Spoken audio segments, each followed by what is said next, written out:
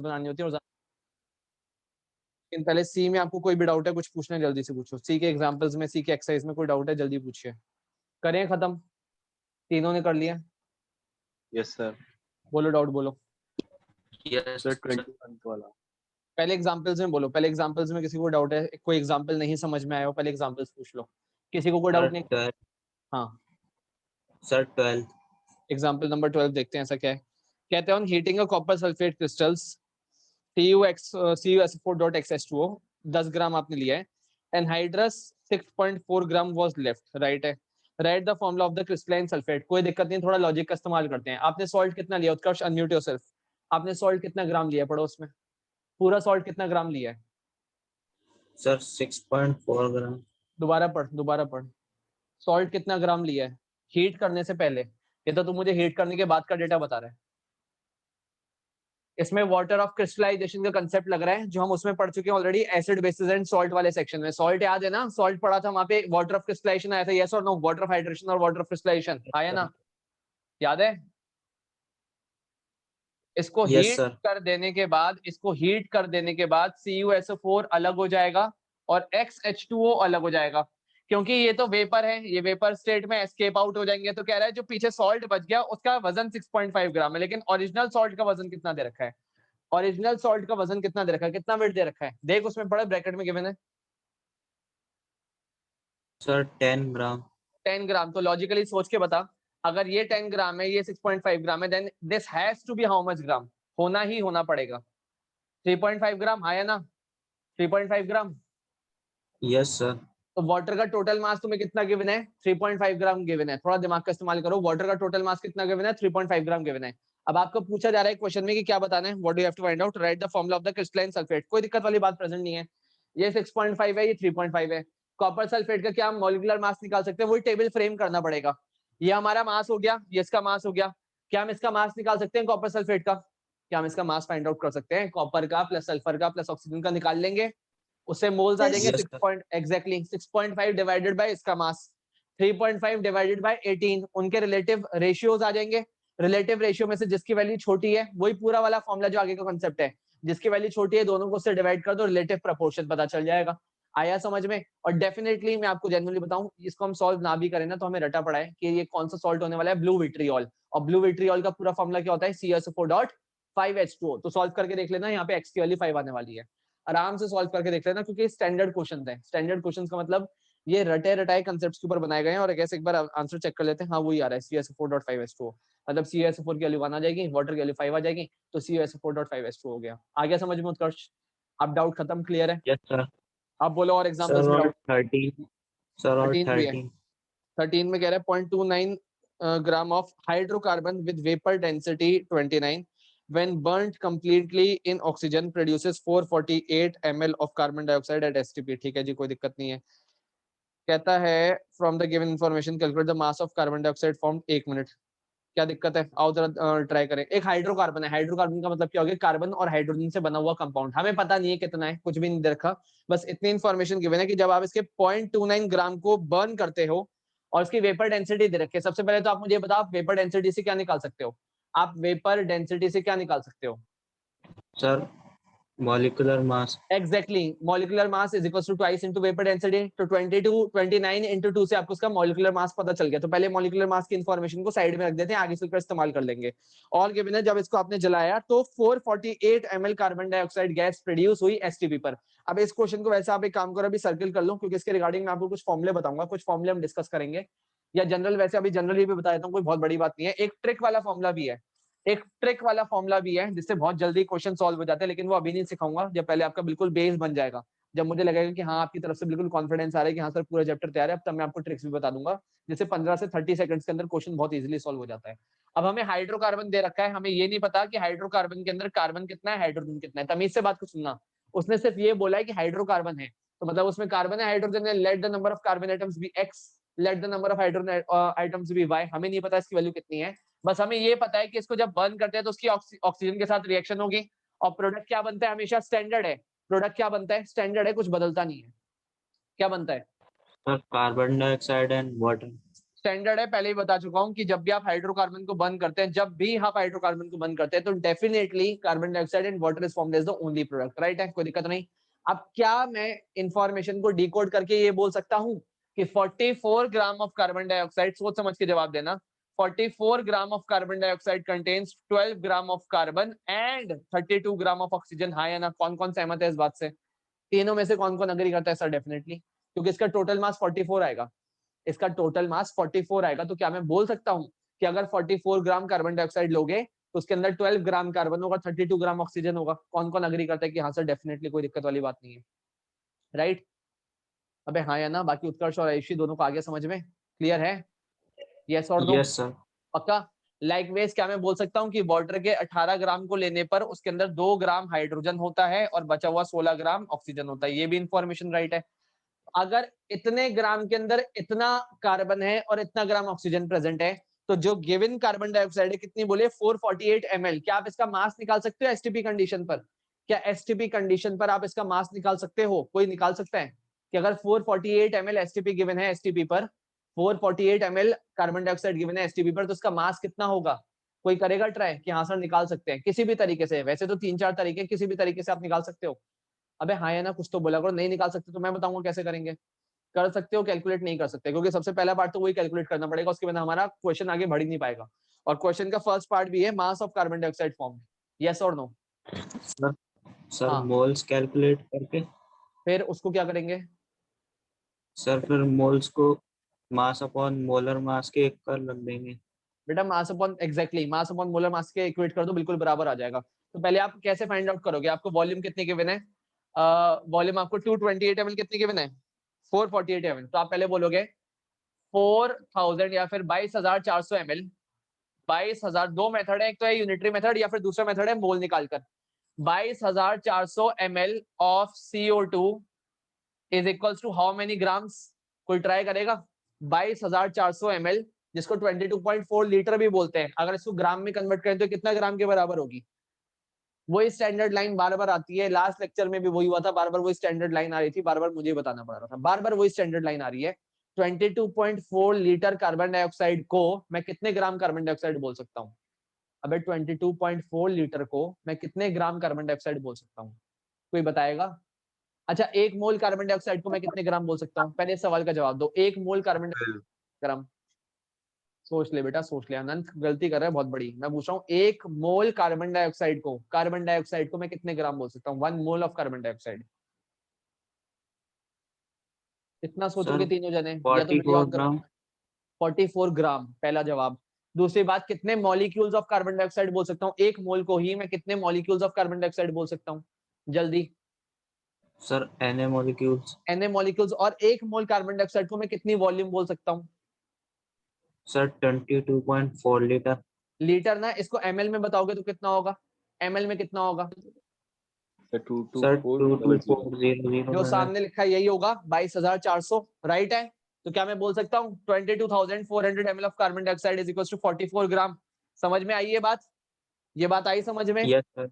Therefore 448 ml of CO2 will weigh. एक तरीका तो ये है, मैं पहले बोल रहा हूँ तीन तरीके हैं, तीन ऑप्शन है, तीन तरीके हैं, सिर्फ ये एक लौता ऑप्शन नहीं है। कैसे फाइंड आउट करेंगे? 44 divided by 22,400 multiplied by 448 ml। पता कर लो, आपको ग्राम में आंसर पता चलेगा, ग्राम में आंसर कितना है। एक तो ये तरीका है। दूसरा तरीका बिल्कुल सही जो उत्कर्ष ने बताया, सर पहले मोल निकाल लो, क्योंकि एक ब्रह्मास्त्र वाला फॉर्मूला बता दिया गया, वीडियो में भी बहुत चीख चीख के बताया था, जो रिकॉर्डेड वर्जन आपने देखा होगा, कि अगर मैं mass divided by molar mass कर दूं और इसको किससे इक्वेट कर दूं? जल्दी बोलो, क्या इसको इक्वेट कर सकते हैं? Volume of gas in litre divided by 22.4, yes और नो? क्या ये इक्वेट करा जा सकता है? Yes, it is equatable. Yes, आ sir. रही बात समझ में? वो वीडियो में बताया है। तो आपको क्या पता करना है? आपको मास पता करना है कि कितना मास होगा। मोलर मास कार्बन डाइऑक्साइड का हमें पता होता है 44, ये नोन वैल्यू है।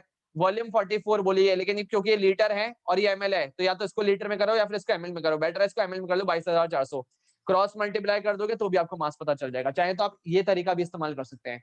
ऑप्शंस 2-3 होते हैं, it ultimately depends on you कि आपको कौन सा ऑप्शन इजी लगता है। अगर आपको ये ऑप्शन इजी लगता है तो आप बोल सकते हैं कि पहले इनिशियली कैलकुलेटिंग मोल्स कैसे कैलकुलेट करेंगे?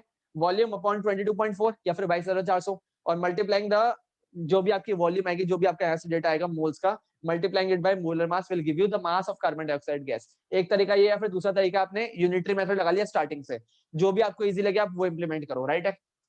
पहले इतना काम कर लिया, इतना करने के बाद आपको मास पता चल गया, कोई बताएगा कितना मास आएगा, ट्राई करो। वैसे मैं डायरेक्टली बता देता हूँ, it will come out to be 0.88 ग्राम।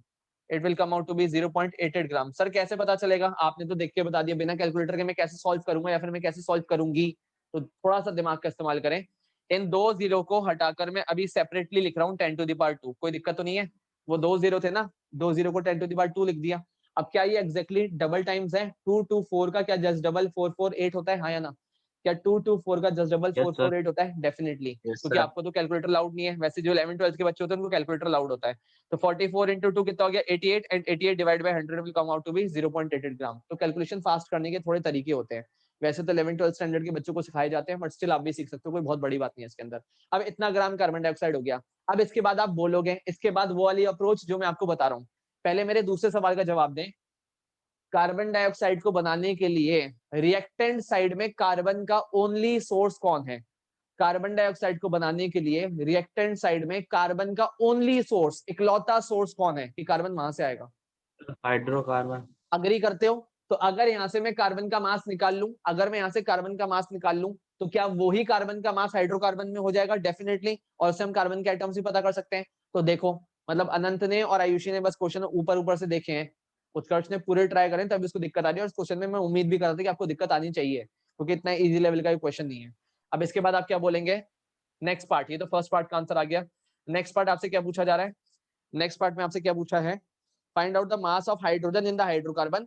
और उसके बाद है empirical formula of hydrocarbon and molecular formula of carbon. Mass of element carbon, पहले सेकंड पार्ट है mass of element carbon. Carbon का मास बताओ, हाइड्रोकार्बन में कार्बन का मास कितना है? तो आप पहले बोलोगे 44 gram of CO2 contains how many gram of carbon? जल्दी बोलें फटाफट से अनम्यूट करके। 44 gram of carbon 12। Dioxide contains 12 gram. 12 gram of carbon. 12 gram of carbon. लेकिन एक्चुअल में हमारी CO2 बनी कितनी है? Therefore 0.88 gram of CO2 will contain how much? Try करो। 12 upon So 44 44 into multiplied by 0.88। अब इसको सॉल्व करना है। सर कैलकुलेटर तो है नहीं, आप जुगाड़ बताओ कैसे फटाफट सॉल्व करें। इसको मैंने हटाया, इसको हटाकर मैंने नीचे 100 लिख दिया, कोई दिक्कत तो नहीं है। एग्जैक्टली कितने टाइम्स से लग गया? 2 टाइम्स। 24 अपॉन 100 कितना हो जाएगा? 0.24। अग्री? यस और नो? 0.24 ग्राम यस कार्बन, सर। कार्बन का यस मास आ सर। गया। लाइकवाइज इसके बाद मुझे पता करना है हाइड्रोजन का मास, थर्ड पार्ट के अंदर। सेकंड पार्ट भी सॉल्व हो गया, थर्ड पार्ट हमें सॉल्व करना है। थर्ड पार्ट के लिए हम वाटर का डेटा सॉल्व करेंगे। क्या मैं बोल सकता हूं कि 18 gram of water contains 18 gram of H2O contains how many gram of hydrogen? जल्दी से। सर 2 ग्राम। 2 ग्राम। लेकिन बना कितना है? बना कितना है? कुछ हिंट दे रखी है उसमें?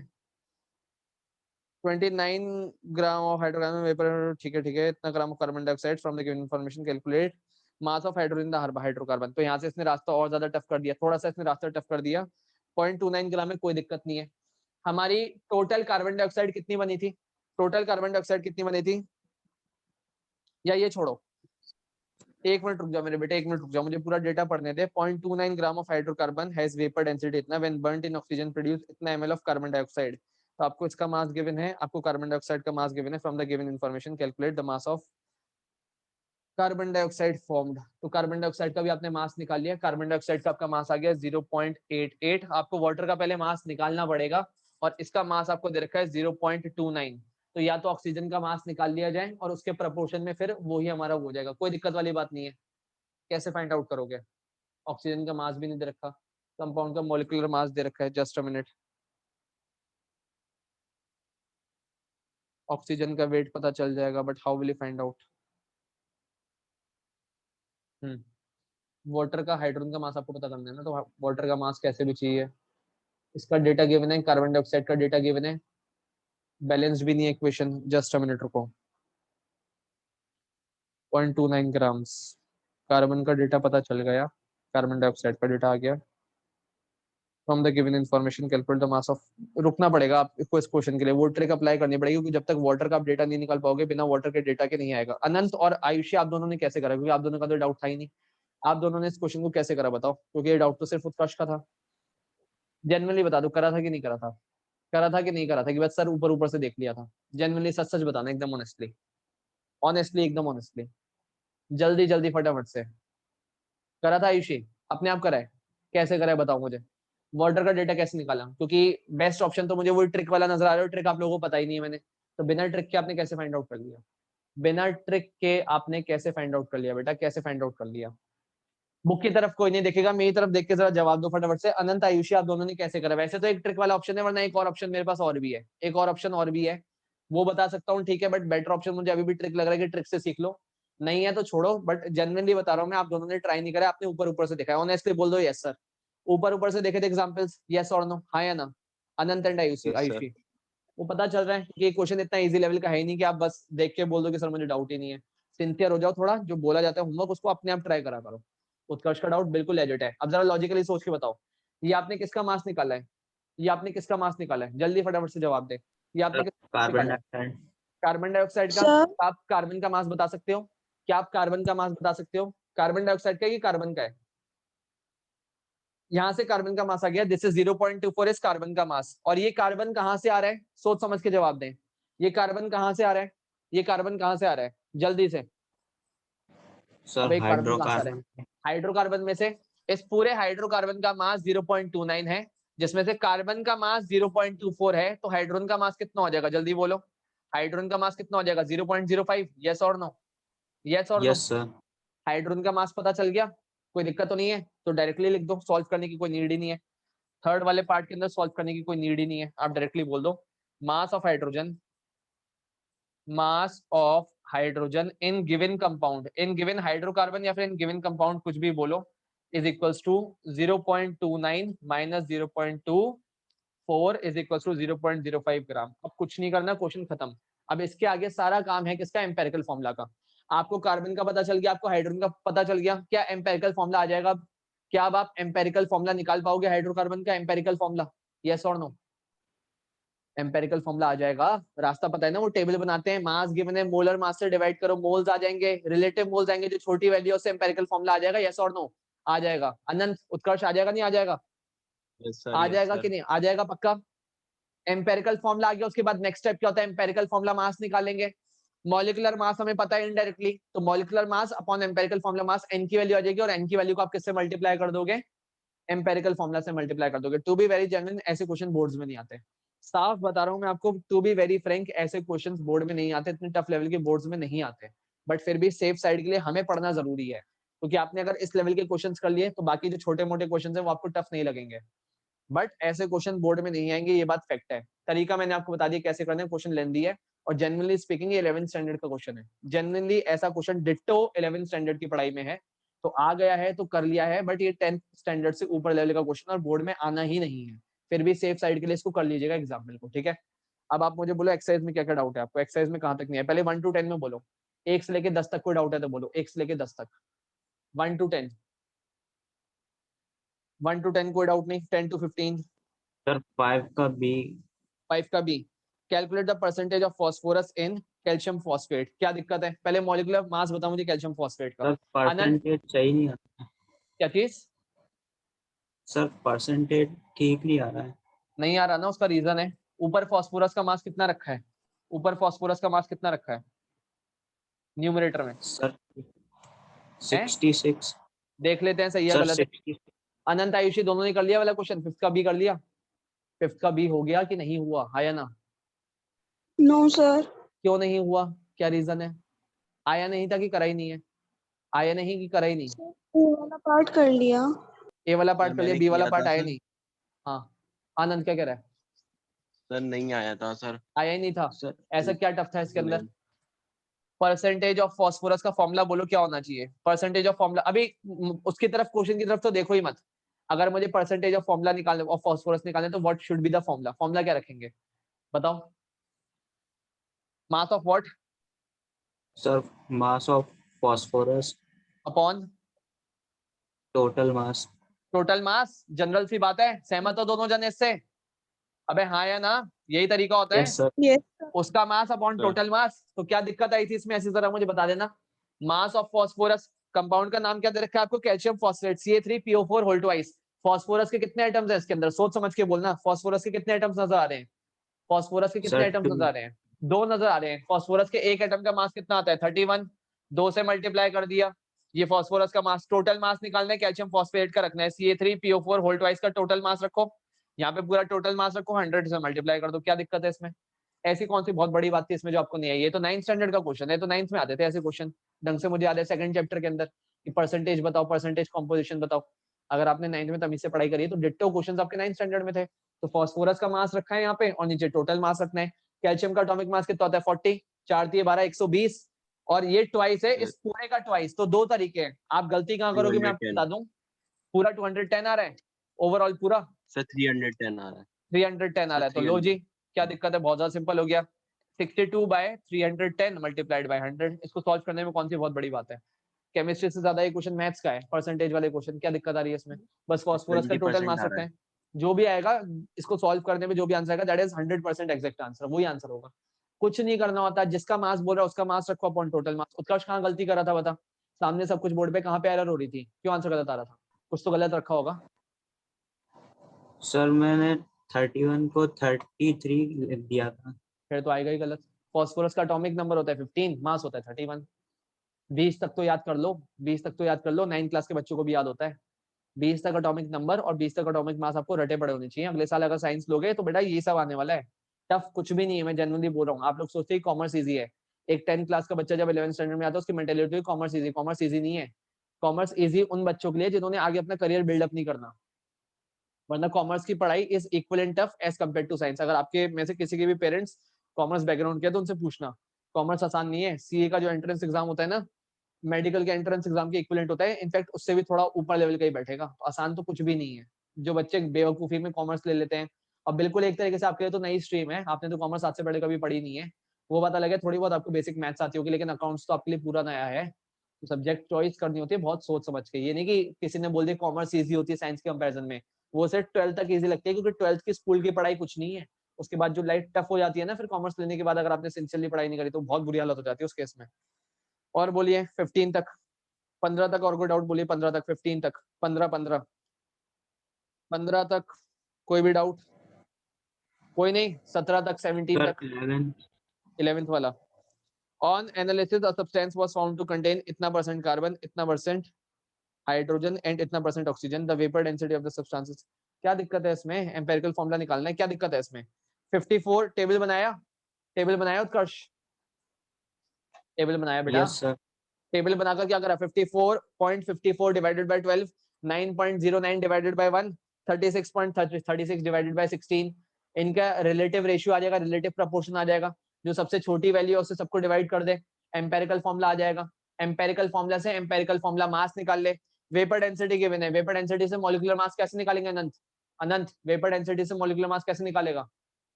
क्या करेगा बता? सर क्या वेपर डेंसिटी गिवन है क्वेश्चन में, क्वेश्चन नंबर 11 में वेपर डेंसिटी गिवन है, मॉलिक्यूलर मास कैसे निकालेगा? Sir 2 into VD exactly exactly, तो 88 हो गया मॉलिक्यूलर मास। अब एमएफएम सर को पूरे स्टेप्स लिखवाए तो हैं, मॉलिक्यूलर फॉर्मूला मास को एम्पिरिकल फॉर्मूला मास से डिवाइड कर दो, एन की वैल्यू आ जाएगी, और एन की वैल्यू को एम्पिरिकल फॉर्मूला से मल्टीप्लाई कर दो, हाँ या ना? सर N की वैल्यू 2 आ रही है सर एन की वैल्यू 2 आ रही है तो एम्पिरिकल फॉर्मूला जो भी आएगा एम्पिरिकल फॉर्मूला को 2 से मल्टीप्लाई कर दो, मॉलिक्यूलर फॉर्मूला आ जाएगा। कौन सी बहुत बड़ी बात है इसमें? उत्कर्ष क्या नहीं आया इसमें बता मुझे, इसमें ऐसा क्या था क्वेश्चन में जो तुझे नहीं आया बता? सर आंसर गलत आया था। बेटा आंसर में तुम्हें थोड़ा सा अप्रोक्सीमेशन लेना पड़ेगा, जैसे कार्बन हाइड्रोजन, और मुझे बता ऑक्सीजन कितना कितना आ रहा है? कार्बन हाइड्रोजन ऑक्सीजन कितना कितना आ रहा है तेरा? सॉल्व तो करा होगा। हाँ सर ऑक्सीजन 20 पॉइंट समथिंग आ रहा था। कैसे आ जाएगा? जब ऑक्सीजन 36.36 है, 36.36 को जब तू 16 से डिवाइड करेगा तो 20 कहाँ से हो गया? ये कौन सी मैथ्स लगा रहा है भाई? जब एम्पेरिकल फॉर्मूला के फॉर्मूले के लिए आप टेबल को सॉल्व करोगे तो 36.36 की वजह से 36.36 को जब 16 से डिवाइड करेगा तो अप्रोक्सीमेटली 2 पॉइंट समथिंग के आसपास आएगा, 2 पॉइंट समथिंग आएगा। 20 कहाँ से आ रहा है? एग्जैक्टली 2 पॉइंट समथिंग जो भी आएगा सबको सॉल्व कर लो, जो सबसे छोटी वैल्यू से तीनों को डिवाइड कर दो। अब फॉर एग्जाम्पल आपका 1 आ गया, किसी का 2.2 आया तो उसको आपको रेशनलाइज करना पड़ेगा। जैसे फॉर एग्जाम्पल एक 1 आ गया, एक 2.5 आ गया, तो दोनों को 2 से मल्टीप्लाई कर दो, तो ये 2 हो जाएगा, ये 5 हो जाएगा। थोड़ा बहुत बेसिक मैथ्स लगानी पड़ेगी रेशनलाइज करने के लिए। आ रहा है समझ में? ट्राई करना, फिर भी नहीं समझ में आया तो मुझसे पूछ लो, मैं पूरा सॉल्व करके बता दूंगा। 17 तक बोलो कोई डाउट? क्वेश्चन नंबर 17 तक, 17 तक, 17 तक कोई डाउट? 17 17 बोल मेरे बेटे 17 तक बोल, कोई डाउट है तो। अरे कुछ बोलोगे, नहीं है कोई डाउट? आगे बढ़ो, 20 तक नो बोलो, सर 20 तक, 20 सर तक। 18th वाला 18th वाला क्या है? 18th वाले में देखते हैं। बेरियम क्लोराइड क्रिस्टल्स कंटेन इतना % water of crystallisation, find the number of molecules of water of crystallisation per molecule. कोई दिक्कत नहीं है। Find the number of molecules of water of crystallisation, ठीक है, कोई दिक्कत नहीं है। अब बेरियम क्लोराइड के क्रिस्टल्स का तुम्हें फॉर्मुला नहीं बताना, एक काम करो इसको सर्किल कर लो, पहले आप इसको सर्किल कर लो, क्योंकि बेरियम क्लोराइड के जब आपको क्रिस्टल्स पता ही नहीं, वैसे फॉर्मुला क्या होता है किसी को पता है बेरियम क्लोराइड के क्रिस्टल्स का? BaCl2 dot how many water molecules. तो क्वेश्चन लेजिट नहीं है, इस क्वेश्चन को आप सर्किल कर दो, छोड़ देना। बेटा एक्स करके नहीं ले सकते ना, वैसे तो ओवरऑल आपका एग्जैक्ट पता होगा तभी कर पाओगे, इसको वो कर दो, क्या नाम है, सर्किल कर दो, लेजिट नहीं है क्वेश्चन। फॉर्मुला गिवन होता है बोर्ड्स के क्वेश्चन के अंदर, एग्जैक्ट डेटा गिवन दिया जाता है, ये वाला क्वेश्चन आप छोड़ सकते हो, कोई दिक्कत नहीं है। 23 तक बोलो, और कोई डाउट? 23 तक, 23 तक। सर 21st 21st वाला देख लेते हैं। A compound with empirical 21st formula AB2 has the vapor density equal to its empirical formula weight. Find its molecular formula. AB2 कौन कौन सहमत है सर AB2 आएगा? अबे कह रहा है एम्पेरिकल फॉर्मुला, समझो जरा बात को, क्या कह रहा है क्वेश्चन की लैंग्वेज को समझो। 21 का ए पार्ट बता रहा हूँ, 21 का ए पार्ट, तमीज से क्वेश्चन समझो। कह रहा है compound with empirical formula AB2 है, ठीक है, कह रहा है उसका जो एम्पेरिकल फॉर्मुला है वो AB2 है, और कहता है उसकी वेपर डेंसिटी, अच्छा वेपर डेंसिटी बराबर है, राइट राइट राइट, मैंने सोचा मॉलिक्यूलर मास बराबर है, vapour density equal to its empirical formula weight, find its molecular formula. कोई दिक्कत नहीं, आओ जरा सॉल्व करें। कह रहा है vapour density empirical formula weight के बराबर है, vapour density empirical formula weight के बराबर है, तो आप बोलोगे let empirical formula mass is equals to x. मुझे नहीं पता एम्पेरिकल फॉर्मुला मास कितना है, मैंने बोला let empirical formula mass is equals to x, या फिर सॉल्व कर लेते हैं। आपने बोला एम्पेरिकल फॉर्मुला AB2 है, AB2 is empirical formula. अब मैंने बोला let the atomic mass be of x, so of A be x and let the atomic mass of B be y. इसके atomic mass को A x लेट कर लेते हैं और इसके atomic mass को हम y लेट कर लेते हैं। तो टेक्निकली सोच के बताओ इसका empirical formula mass कितना हो जाएगा? x plus 2y, yes or no? क्या यही इसका Yes, EFM sir. होगा? राइट है। ये पहली इंफॉर्मेशन Yes, हमने sir. डिकोड कर ली, ये पहली इंफॉर्मेशन डिकोड करी, उसके बाद बोलता है जो इसकी वेपर डेंसिटी है, वेपर डेंसिटी बिल्कुल बराबर है इसके एम्पेरिकल फॉर्मुला मास के, तो वेपर डेंसिटी भी x plus 2y हो जाएगी, yes और no? वेपर डेंसिटी भी यही हो जाएगी, पहली इंफॉर्मेशन, वेपर डेंसिटी भी यही हो जाएगी। अब हमें पता है कि molecular mass is equal to twice of vapour density, तो इसका डबल करेंगे, तो इसको भी पूरे को 2 से डबल करना पड़ेगा, मल्टीप्लाइड बाय 2 कर दिया, तो फॉर्मुला कितना आ गया? 2x plus 4y, यस और नो? 2x plus 4y हाँ या ना? यही होगा मॉलिक्यूलर Yes, फॉर्मुला sir. मास, MFM। अब Yes, n sir. की वैल्यू कैसे निकालते हैं, जल्दी बोलो, n की वैल्यू कैसे निकालते हैं? How do you find out n? Sir, molecular mass upon empirical formula. नहीं एम्पेरिकल फॉर्मुला मास, molecular formula mass इसका upon मास empirical formula mass. MFM upon EFM कर दो जरा, या इसको अगर मैं मल्टीप्लाई नहीं भी करता, अभी मैं इसको मल्टीप्लाई नहीं भी करता, इसको एज इट इज बस 2 के फॉर्म में लेके छोड़ देता हूं, तो बोल सकता हूं 2x plus 2y upon x plus 2y, यही होगा, यस और नो? n Yes, की वैल्यू sir. कितनी आ गई? n इज इक्वल्स टू 2, तो बस एम्पेरिकल फॉर्मुला ये था, इसमें 2 से मल्टीप्लाई कर दो, तो फॉर्मुला कितना हो जाएगा? A2B4, कितना हो जाएगा फॉर्मुला, मॉलिक्यूलर फॉर्मुला A2B4। आया समझ में? लेकिन मैंने तो बस ऐसे ही बता दिया, आप इसको प्रॉपर तरीके से फ्रेम करके लिखोगे, आप बोलोगे let the atomic mass of A be x and atomic mass of B be y, let the atomic mass of A be x and B be y, therefore empirical formula mass will be x plus 2y, ठीक है। उसके बाद आप बोलेंगे now it is given that vapor density is equals to empirical formula mass, therefore vapor density is equals to x plus 2y। उसके बाद आप बोलेंगे we know that molecular mass is equals to twice of vapor density, therefore molecular mass, इसको MFM मत बोलना, इसको molecular mass बोलना, molecular mass is equals to 2 लिखकर ऐसे छोड़ देना, अभी ब्रैकेट ओपन अप मत करना। उसके बाद आप बोलेंगे we know that n is equals to molecular mass upon empirical formula mass, इसको लिखा, n की वैल्यू आ गई, उसके बाद सीधा फॉर्मुला आप अरेंज कर दोगे कि molecular formula is equals to n into empirical formula, पता चल गया A2B4, ठीक है, हो जाएगा ये वाला भी। और बोलो और किसमें डाउट है? नेक्स्ट है सर 23 वाला, 23 वाला क्या है जरा देख लेते हैं। कंपाउंड हैज ऑक्सीजन इतना %, सल्फर इतना %, हाइड्रोजन इतना %, जिंक इतना %, ठीक है, देख के बता दें आंसर जरा। कोई भी एक ऐसा कंपाउंड जानते हो? नहीं अभी आप नहीं जानते, अभी आप छोटे बच्चे हो।